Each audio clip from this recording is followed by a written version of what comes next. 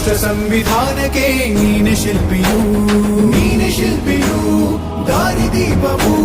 ನೀನೆ ಕಲಿಸಿಕೊಟ್ಟೆ ಸಮಾನತೆಯನು ಏಕತೆಯನು ರಾಷ್ಟ್ರ ಸಂವಿಧಾನಕ್ಕೆ ನೀನೆ ಶಿಲ್ಪಿಯು ನೀನೆ ಕಲಿಸಿಕೊಟ್ಟೆ ಸಮಾನತೆಯನು ನಿನ್ನ ಲೇಖನಿಯ ಬರಹ ದೇಶ ಗರ್ಜನೆ ಒಂದು ಮಾತು ಕೂಡ ಭೀಮ ಗರ್ಜನೆ